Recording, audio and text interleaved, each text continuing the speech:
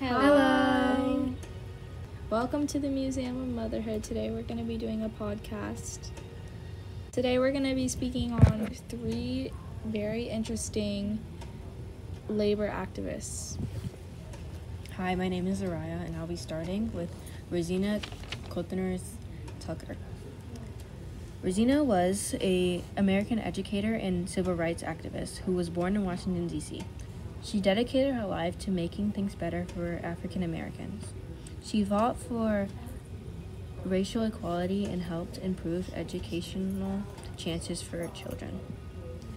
Tucker made a huge difference through her improvement in groups like NAACP, the largest civil rights organization, which was founded in 1909, which mission is to gain equality for all issues.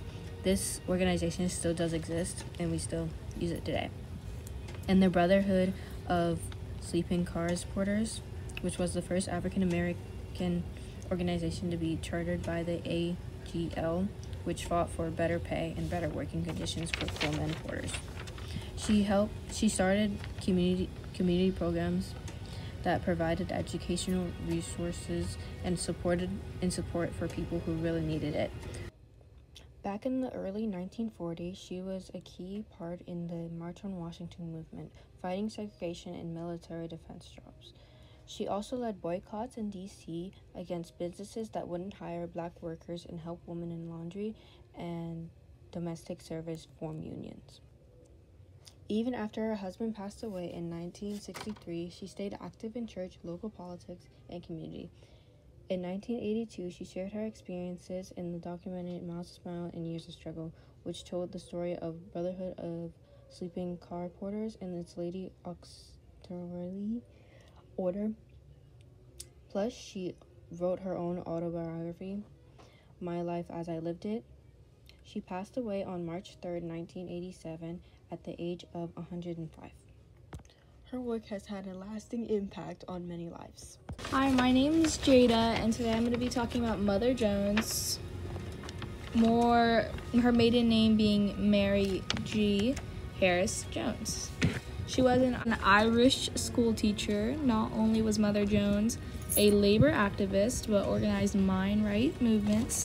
Mother Jones, born Mary Harris Jones in 1837, was a fierce and influential labor activist in the late 19th and early 20th century.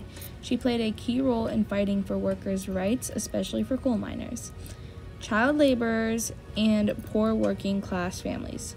After losing her husband and 4 children to yellow fever, and then her dress shop in the Great Chicago Fire, she dedicated her life to social justice, known for her bold speeches, organizing skills, and tough personality.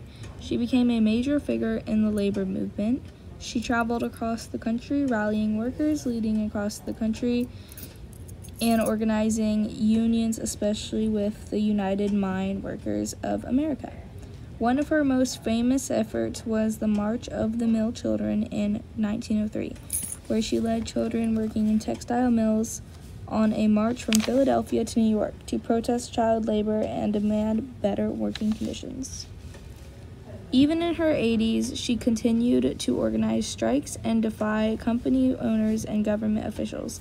She was often arrested but never silenced. Worker V affectionately called her Mother Jones. Because of her care and fierce strike and deity, company owners and government officials. She was often arrested but never silenced. Workers said, "Pray for the dead and fight like hell for the living." That spirit made her one of the most legendary labor leaders in American history. I'm Janila, and I will be doing Emma Goldman. She was a bold, outspoken woman who fought for people's freedom in the early 1990s. She believed everyone should have a right to speak their mind, love who they want, and live without being controlled by the government or big companies. She spoke for unheard and gave powerful speeches about workers being treated unfairly, women having the right to birth control, and people having the freedom to live how they want. She fought against war. Emma did not believe in war. She was arrested for speaking out against the world in World War I. She also hated how women were expected to marry and stay quiet. She wanted them to be strong and free. She got in a lot of trouble because she wasn't scared to speak instead of stand up for what she believed in, even if it meant going to jail. She spoke her truth around the world. After being deported, she lived in places like Russia, Europe, and Canada. She kept writing and speaking until the day she died in 1940. So much for listening to our podcast of the day. We hope we have taught you more about labor activists and how much of an impact they can leave on the world.